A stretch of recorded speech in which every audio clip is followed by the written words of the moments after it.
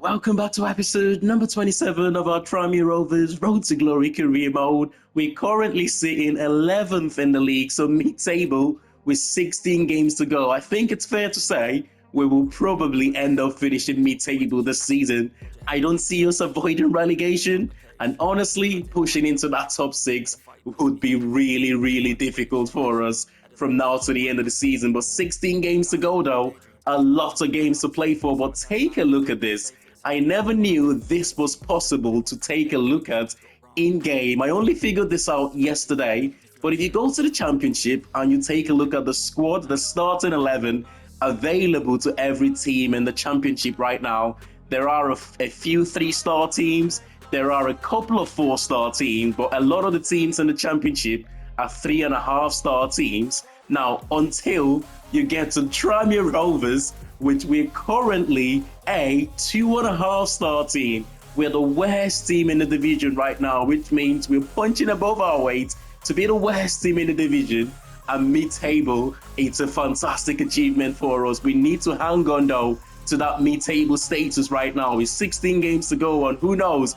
We could just about, it's going to be, I don't think it's possible in my opinion, but you never know. A lot of crazier things have happened in football, but the games we have got in today's episode, it's Sheffield United, we've got Sunderland, and Sheffield Wednesday, Bristol City, Brighton in the FA Cup, and that is another Premier League team. Let's go straight into the first one then at Prenton Park against Sheffield United. Come on, the Rovers. We all remember the last game against Sheffield United, right? What a game it was. 3-2 victory it was to Sheffield United at the time. But that sensational strike from Josh Sargent, still the goal of the season. I don't think there's been a better goal than that one in the series, to be fair. Not just the season, but it starts up front for them again. They've got a really good side, Sheffield United. It's when you play this sort of teams, and if you get results against these teams, this sort of teams in and around the top right now, in the case of Sheffield United, top of the league, excellent there from Kumetio at the back for us. But if you get a positive result against this sort of teams, the confidence it gives to you, because let's say we get a win here, and it just makes me think, you know what, we can win against any team in the division. Good touch there from K. Gibb. Oh, what a save. What a save that could have been. The first goal of the game, 28 minutes into it. We win the ball back though. We've been the better side in this first half, but haven't got anything to show for it. We've got the better chance in the first half. Come on. I know what he's trying to do. They don't like to go out wide, do they? They like to break you down from the middle. And, it worked for them in the last game. But the fact that they don't tend to go out wide, it makes it easier for us to defend. But it was exactly the same situation in the last game. But then they went on to score 3 goals in the second half. Back to the goalkeeper here. We go long. Win the header, a little flick. Not the flick. He did win the header, but only to give it back to Sheffield United here. And Webster won the header for us. But Johnson, oh my God. Oh my God. What a strike that was. I think that's a regen, by the way. All game, whenever he's been in possession, he's always wanted to go inside. I should have knew that's what he was going to attempt to do there. But it's a good finish. Abdullah Johnson, good finish there, son. We've been the better team in this game, but like I said, in that first half, we've got nothing to show for it.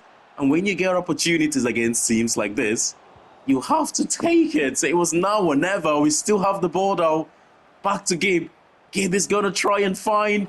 Oh, Konai, a little bit of a mistake there from the Sheffield United back line.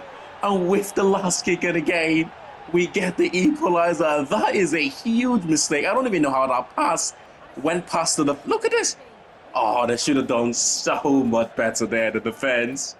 We do go on though, or we will go on here to get a point at least, because that is the last kick of the game. And the referee calls it for the final whistle. Oh my God, we deserve to win this game, honestly. We had the better chances, but I'm happy with the point. We were lucky to get the point at the end with a late goal. I don't know what we would have done without Richard Koney's goals this season in the league. 16 goals he scored in the championship, 4 more, and he will join a list of special strikers that have gone on to score, or special attacking players that have gone on to score 20 plus goals in the championship. I mean, Sunderland is up next here.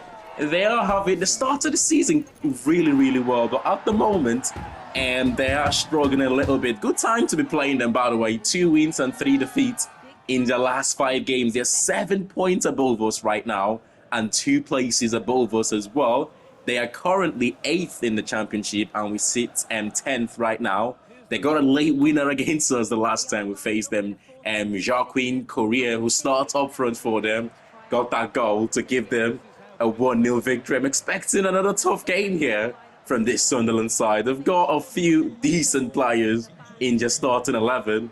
And I'm just looking back to the list of strikers or attacking players that have scored 20 plus goals in the championship. The one that comes to mind straight away, of course, is Alexander Mitrovic, who absolutely smashed the championship record for Fulham in the championship, and Emeka Oduah with a big chance there to put us 1-0 up.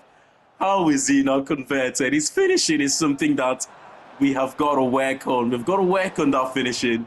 He's had 1 or 2 chances to score since we signed him. He just haven't been able to convert. His hold-up play from out wide is quite good. He's got decent pace about him, although he doesn't look it, but he finds a way to get away from fullbacks a few times. But we've got to work on that finishing. If his finishing gets better, I'm confident we might have a really good player in our hands here. Arthur Stewart, Mateta, I've gone past him there so easy.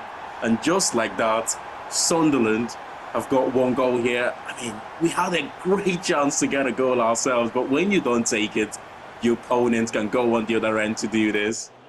And I'm still thinking the list of strikers that have scored 20 goals. I know Tammy Abraham have done it twice. For Aston Villa, he's also done it with Bristol City, if I'm not mistaken. And Neil Maupay would have done it for Brentford. Che Adams as well would have done it for Birmingham. That's another striker that comes to mind. And of course, Jared Bowen, who is not necessarily a striker. Oh, big save. But he's another player that have scored 20 plus goals in the championship that I can remember. You can go as far back as, oh, good save again. He's keeping us in it right now. He's keeping us in it right now. You can go as far back as the early 2000s. I think it was, is it Michael Ricketts for Bolton Wanderers? He would have scored 20 plus goals as well. Jordan Rhodes being another one for Blackburn Rovers. I'm sure that there are a few more that I haven't thought about just yet. But oh my God, Sunderland have been by far the better team in this game. We had that opportunity earlier on in the first half, which we couldn't take advantage of. But ever since then, we've not had a sniff here. An opportunity here, though, for a counter-attacking situation. Patrick. Oh, that's a good ball from Patrick to Clark. He's not the quickest of players. Jordan Clark. Oh, he's still going. Jordan Clark on his left foot. Oh, I should have done better there. And that's it. 1-0 defeat, and it's back-to-back defeat in the league against Sunderland this season. One of the few teams that have taken 6 points from us. They've won against us home and away in the championship. They are a good team, like we said. By far the better team in this game, and thoroughly deserving that 1-0 victory here. It would be nice to get a win here, wouldn't it? We are yet to win a game in today's episode. 1 point from a possible 6 against 16th place Sheffield Wednesday. We are 8 points above them going into this game. Although they're 16th place, it's only 8 points. If we should not win this game, or we should lose this game, I should say, all of a sudden that could reduce down to 5 points, and that's something we're trying to avoid here. Arthur Stewart is a little bit worried. The fact that Musonda is back fit now, we should see Musonda at some point in this game. We know what you can do already, but we will try and rotate both players. Musonda is letting us know he's 100% fit at the moment. Not fit enough to start this game. However, like I said, he will be coming off the bench to hopefully make an impact. What I do hope, though, is we're already in a comfortable position before we can bring him in. We don't want to force his return into the first team. It will take its time. But come on, the Rovers. You know, as we said at the start of the episode, given the fact that we are the only 2.5-star team in the division, the rest of the teams are at least 3 stars, including Sheffield Wednesday, by the way. I really do think we have done quite well this season, and we should be proud of what we have done and what we will do come the end of this season. and that is finishing mid-table. I mean, to be a 2.5-star team and avoid relegation and do so comfortably in your first season in the championship, it's not an easy feat at all. So we shouldn't try to downplay that. The difference, though, between finishing mid-table and pushing into that top six, it's consistency. At some point, most of the teams we have faced this season, we have shown we can beat teams, we can beat top teams. We just need to be consistent. And of course, consistency is one of the hardest things that you can achieve in football. But we know what we have to do. We know the sort of position that we have to strengthen over the next couple of seasons if we want to go on to find our way to becoming a Premier League club. But excellent there, reading the game quite well. Kumetiel yet again. I've been impressed by him. He's not as comfortable on the ball as Robbie Dees, who we sold. Oh, that isn't. That isn't surely. Oh, you are top right-hand corner. We said we needed to work on his finishing, and he's been working on that. As you can tell there, what a finish. And we go 1-0 up against a decent Sheffield Wednesday side here. They've still got Barry Bannon in midfield, who, as we mentioned, the reverse fixture, he should be closer to 40 years of age right now. I'm surprised he's still going. Not the best of pass there from Richard Kone. Otherwise, Charlie Webster had so much space in front of him, and he's a quick player. He's one of our quicker midfielders in the team. I'm not quite sure what is his best position yet. At the moment, I'm quite happy playing him in that number 10 position. But who knows, in the future, if we bring in a new number 10, I equally think he can do quite well as a centre midfielder, even as a centre defensive midfielder. But I think box-to-box role would suit him quite well as well.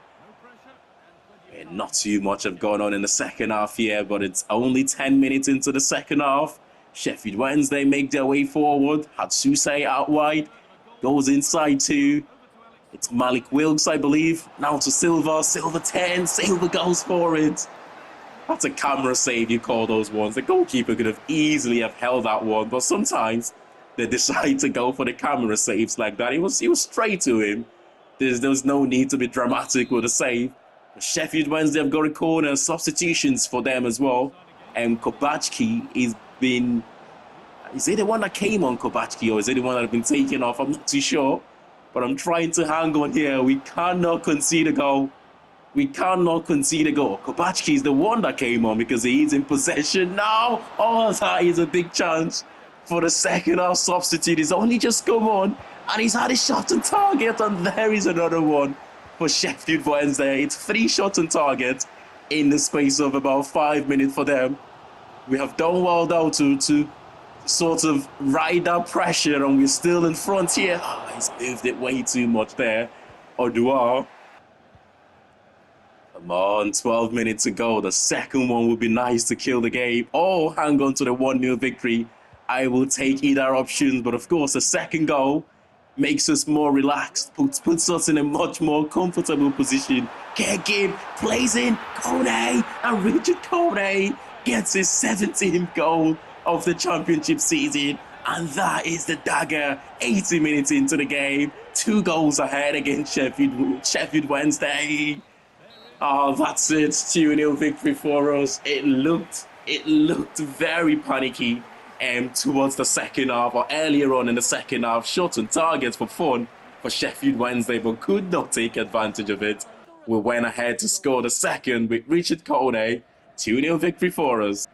And up next for us is Bristol City in the Championship. The Robins are doing quite well in real life, and they're sitting 5th in the Championship right now. We do know Leeds United and Burnley have been promoted back to the Premier League, but the rest of the teams who could possibly still get that final promotion places, from Sheffield United in 3rd and even Blackburn Rovers in 9th, who have still got a big opportunity to get themselves into those playoffs places. I would like to see Bristol City get promoted. I don't think they've ever been in the Premier League, or ever since it's been called the Premier League. Or maybe Bristol City or Coventry, the other team. There are a lot of teams right now that are in that playoffs or closer to the playoffs, the likes of Sheffield United, Sunderland, Bristol City, as we said, Coventry, Middlesbrough, Millwall, and Blackburn Rovers, who are at the moment outside of the top 6, could still well go on to finish in there. Oh, that is a huge mistake there from Lee O'Connor. but fingertip save from our goalkeeper has kept us in it here. And that should have been a goal for them. And honestly, expensive error from Leo Corner, but from the resulting corner, it's Armstrong who puts the home team in front here. Oh, that is an unfortunate goal to concede. The little flick from the corner, we just couldn't deal with it, and Armstrong finishes. I mean, that is his 4th goal of the season. But yeah, we're talking about the teams in and around the championship right now. I would like to see either Bristol City or Coventry promoted, like we said, just because, those teams have either never been in the Premier League before or they haven't been in the Premier League for a long time now. Oh, what a long-range effort that was. And if he had gone in, although at the end it was comfortable for the Bristol City goalkeeper, but it looked like the keeper was worried for a second there. Caregive going to the far post, went shot from the corner. Oh my God, that should have been a goal. It's not the same when we don't have Richard Kone in the starting 11, but we've got to rotate the team. He cannot physically start every game in the championship. Oh, Patrick! Omari Patrick, get in! Forget about Richard Kone for a second, because the man who starts in place of him up front today has gone on to get us the leveler. Good finish. Good finish that was from Omari Patrick. Like I said, he's one of those players that I am his biggest critic, just because I think he can do much better for us in terms of goals, in terms of assists. He can honestly do much, much better for us. It's a shame he's 64 rated. I don't see him getting any better than that. He signed that new contract this season for the next couple of seasons, so keep him here as a squad rotation player. Omari Patrick goes on to get the assist for the second goal, and it's Caregive. Back-to-back goals puts us in front here. Oh my God, what a game. Not very often this season we have come from behind to 10 games around. I can't think of too many times we have done that this season, if at all we have done that. Oh, but it could look like maybe the first time that we have come from behind to win a game in the league. Substitution here for Bristol City. I think at the moment in the championship, Bristol City, I think they're 2 points behind us right now and only a place behind us. We're 10th and they are 11th. So to get a win here, another big opportunity from Charlie Webster this time, would be nice to to keep our position above them right now. Out wide to Baird. Max Baird. He did score against us the last time we faced this Bristol City side, didn't he? He scored that cracking goal from midfield. I think the reverse fixture actually ended up as a draw, but Armstrong goes for it to the far corner.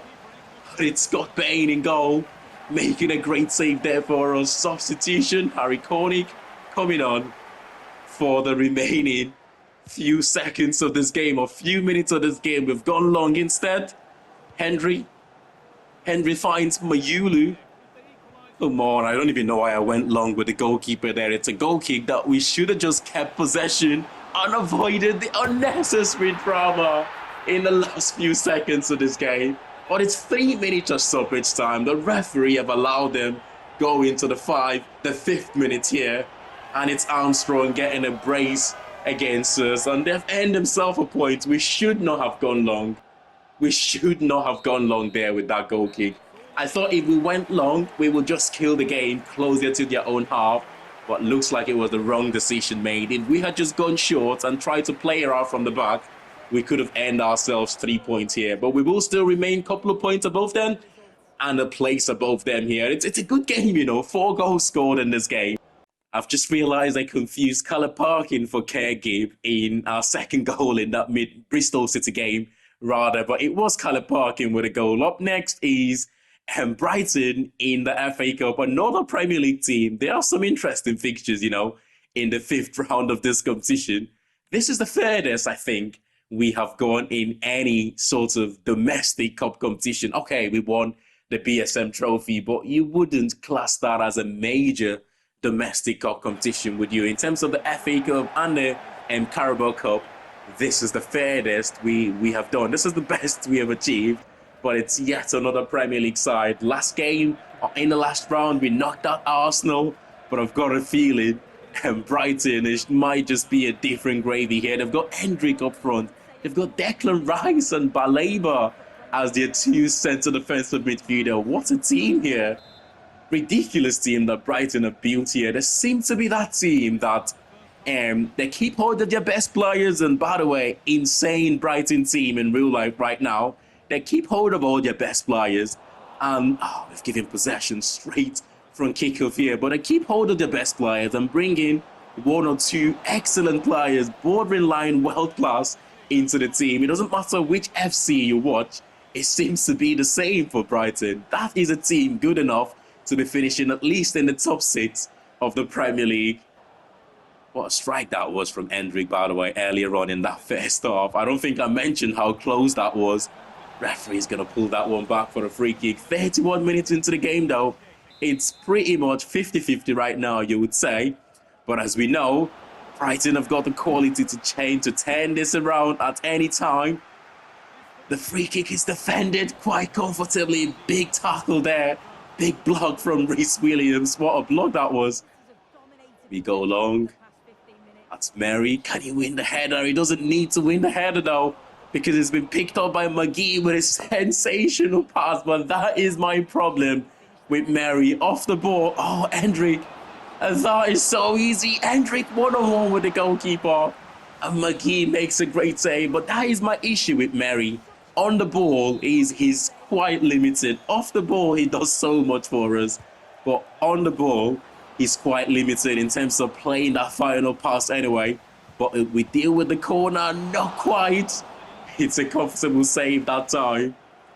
Substitution here in the second half for Brighton. By the way, that player that was substituted earlier on in the second half is Dewberry. He scored one of the suggestions for the January transfer window. But I did look at him briefly. That's 1-0. That is 1-0. Hendrick has just turned the defender there.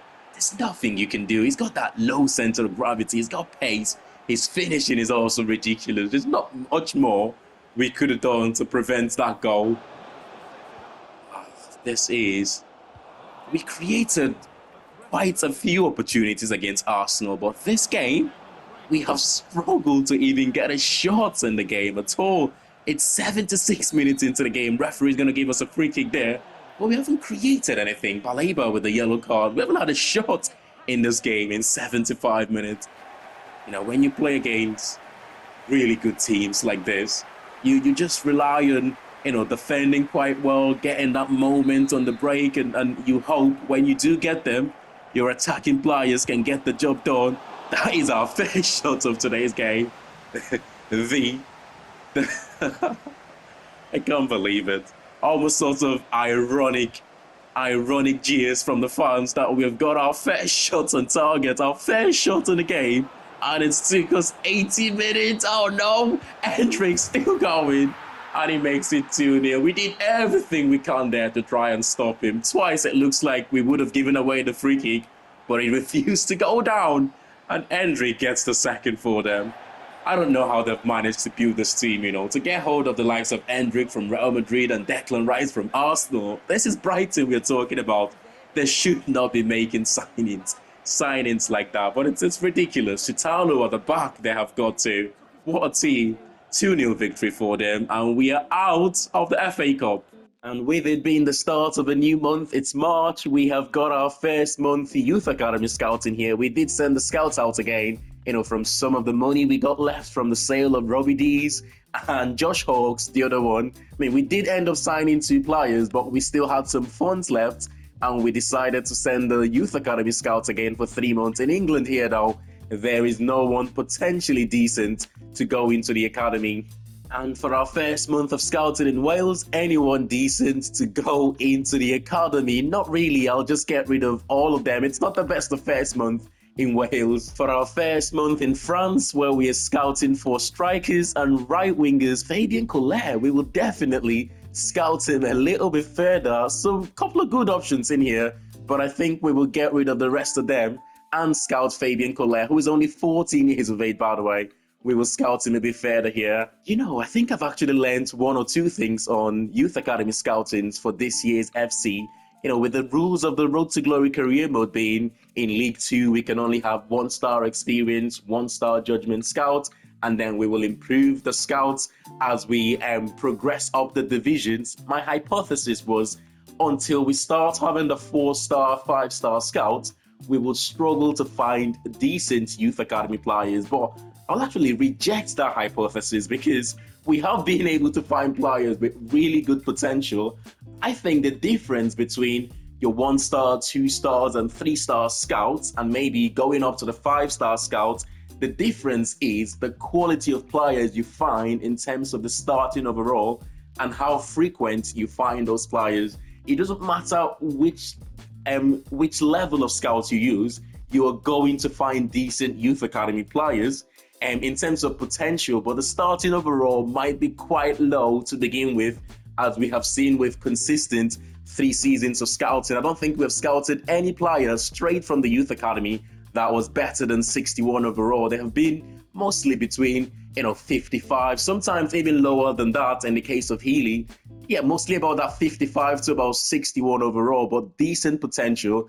I'm going to hypothesize that as soon as we start progressing to the 5-star scouts, we will begin to find those youth academy players that will be, 65, 66, maybe 68 overall right from the get-go when you promote them into the youth academy. But that's what I think anyway. It might be different for myself. I'm sure someone will let me know if I'm wrong. But going into our next game here against Bolton, we will play 2 more games in today's episode. Bolton and the next one being Hull City. Come on, the Rovers. We have still got the best defensive record in the division this season. Only 27 goals conceded, which it's a good achievement at this stage of the season, isn't it? But I'll give that up for a chance to get promoted. Not this season. I mean, going into next season, I really don't mind if we go on to concede, 70, 80 goals. If at the end of the season we outscore teams and we get promoted, I wouldn't mind that one bit. But looking back to the team that's our last game against Brighton, one of the things that I try to focus on, but especially in this career mode, is the realism aspect of it. We do know it's a game. You will struggle to keep every aspect of it realistic, but as much as we can, you want to keep it realistic. It's difficult to do though when you have teams like Brighton signing Declan Rice and Hendrick. If we remain in the Championship next season, which we most likely will do, oh my goodness. Oh, I said the last goal he scored, which was similar to this, I said that was a Saka sort of finish. He's actually improving in this curved shot a lot. The finesse shot is improving a lot more of care game. I think that's his 5th goal of the season. Oh, that is a sensational strike, isn't it? I don't think the goalkeeper would have done anything to save that one. What a strike. And that is his 5th goal in 27 games. It's double figure for him in terms of goals and assists too, isn't it, Gibb? Double figures for him. I think he's got 7 or 8 assists at this stage and 5 goals. That's 11 or 12 goal contribution this season, which is only going to get better. He's only going to get better. Charlie Webster could make it 2 here. Oh, good save at the end. We've been by far the better team in this opening 15 minutes of the game. It'll be nice to get the second though. That would be the reward for starting the game so well. But last-ditch intervention there sees it cleared. There's O'Connor. He's a good progressor of the ball, by the way. Lee O'Connor, but big mistake from Henry. Playing a blind pass into midfield and Bolton Wanderers get the equaliser. They did batter us, by the way, in the reverse fixture. I think it was a 2-0 victory to Bolton Wanderers in that game. But we've been the better side in this opening 25 minutes of this game. But to concede a goal like this, it's a little bit of a shame. We have made a few errors recently that have led to us conceding goals, especially in midfield, and a couple of times from the back. Oh, Kone's done well. Kone plays in Henry. Henry to Gibb on his right foot. Oh, you wouldn't think he's got a 5-star weak foot given how far away that finish was, would you? You wouldn't think he's got 5-star weak foot. That's incredible. Sometimes certain players have got 5-star weak foot, but they just don't look it, do they? Caregive is one of those players. It says he's got 5-star weak foot, but we know, his left foot. He's got a wonderful left foot, but his right foot is really non-existent. But like I said, it's only gonna get better. He's still only 19 years of age. He will turn 20 before the end of this season, or towards the start of next season. But it looks like he's almost sort of realizing his potential right now. He's beginning to feel like the man in this team. But straight from corner here, it's a counter-attacking opportunity for Bolton Wanderers. They could well go on to nick the game in the final moments of this one. Oh my God. Oh, take a deep breath, Vincent. We've got away with one there. That's it. It's a 1-1 draw. Considering we dominated the game in the first half, we should be doing better to get our 3-point in there. But saying that, the away side did have a fantastic opportunity to get our 3 points with the final few minutes of the game. Overall, the draw is good. Straight into the final game of today's episode against Hull City. I mean, the Tigers have had a mixed season so far. After the first 15 games of the season, you would have thought they're one of those teams destined to finish in those playoffs places, but their last 15 games hasn't gone as well as their opening 15 games. And as a result, sitting about mid-table right now, they got Enrique Capolo in midfield. He scored a cracker against us the last time we faced this Hull City side. I mean, just the start of the season for Hull City, it looked like I was almost certain they were going to go on and finish in those playoffs places. But Rhys Williams making a huge error there, but Cameron Norman bails him out with a big block there. Capola is going to take the corner. I just can't stop thinking about that goal he scored against us. It was such an unbelievable finish for the young midfielder there in the team. I don't know if he's a region or a pregen. There are a lot of them. I think EAFC have messed this one up this season with the amount of regions and pregens that get populated into the game. But Caregive is run out of steam here. Can he just about create something? Not really. By the time he gets from our own half to the opponent's half, he's run out of steam there. But he will go for this one now. It's straight into the keeper's hands. It's been pretty much 50-50 in this game. Hull City, I believe, are 8 points above us right now. So a victory for us here could reduce that gap. They're 9th in the league and we're above 11th in the league. So a victory for us here. Oh, kicking on his left foot. He puts us 1-0 off. And that's his 6th goal of the season.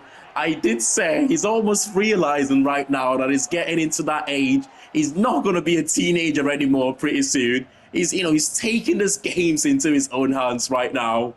I do hope he carries that on into next season. The big question is, can we keep him at the start of next season? Once again, we give possession away in our own half. We have struggled to build out from the back ever since we sold Robbie Dees. He's usually good header there from Rhys Williams on the near post. He's usually our go-to player when we try to build out from the back. Oh, Slater just couldn't get there. And Bain gathers that one. It's the end of the first half. Out wide, Jacob. I'm not sure why Jacob is playing. He's drifting out wide a lot. But here is the man that have caused us all the troubles in this game, Abdallah Seaman. He plays in Joseph. Joseph reverses it back to Jacob. Jacob back to Capola. I thought Capola was going to go for it, but he didn't. He opted for the pass instead. But it's off target. That was close for Hull City getting the equalizer here. We should hang on to this now with a few seconds of the game to go. And that would mean we would have closed the gap from about 8 points to 5 points with a victory here. We're not going to get the opportunity for one final attack. But it doesn't matter. The goal from Caregive, which was his 6th of the season, and back-to-back goals for him in our last couple of games, seals the victory for us against a decent Tigers side who have had, although they've had a mixed season, they are still having a really good season, but good victory. And top of the league still remains Sheffield United on 84 points, 11 points clear of second place Luton Town, and they have got a game in hand. They've won the league, pretty much promoted now to the Premier League, so congratulations to them with 10 games to go for them. Leicester in 3rd, you've got Sunderland in 4th, doing quite well. Coventry and Norwich 5th and 6th respectively. Norwich have got a game in hand though on Coventry, so if they win that game in hand, saying that Coventry have got a game in hand on the likes of Sunderland, Leicester right now. So it's really close between the second place there and even Queen's Park Rangers in 7th. It's really close. For us though, mid-table is probably where we're going to end up finishing this season. We're 12 points behind 6th place Norwich, and Norwich have got 2 games, actually a game in hand on us. If we want to break into that top 6, which is pretty much impossible, we've got to win all our remaining 10 games from now to the end of the season. But we've got Portsmouth, bottom of the league, Wrexham, Stoke City, the likes of Bolton, Middlesbrough, and all on the bottom. Middlesbrough had a really poor season, by the way. Considering the quality of players they've got in that team, you would be expecting much better from them. But let's take a look at top goal scorers. Laborde still leads the way there. Callum O'Hare in 2nd, and the likes of Amdouni reached Kone 17 goals. Is surely going to break into that 20 goals in his first season in the Championship. Assist, you have got Samaseku leading the way for Sheffield United. O'Hare in 2nd. Sheffield United have got 3 players leading the way for assist. Kerr Gibb on 8 assists though is having a brilliant season for us. And clean sheet, you have got Roman for Sunderland, Luke McGee in 2nd on 10 clean sheet there, and you've got Scott Bain in 3rd. Both players have pretty much been sharing that goalkeeping position this season. Next season though, we will look for an outright number 1. But smash a like on the video if you have enjoyed this one, and I'll see you all in the next one. Thanks for watching, and bye for now.